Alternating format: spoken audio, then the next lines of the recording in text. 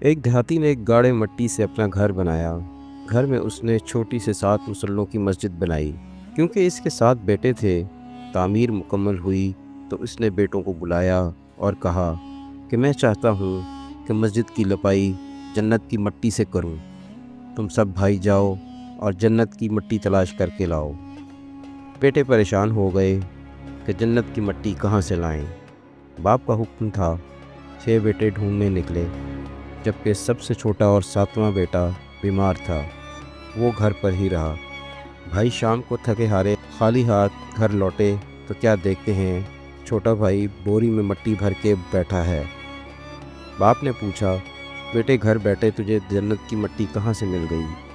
بیٹے نے کہا، سارا دن ماں کے پیچھے پیچھے پھرتا رہا، جہاں جہاں وہ قدم رکھتی تھی وہاں وہاں سے مٹی اٹھا کر جمع کرتا رہا، یہ وہی مٹی ہے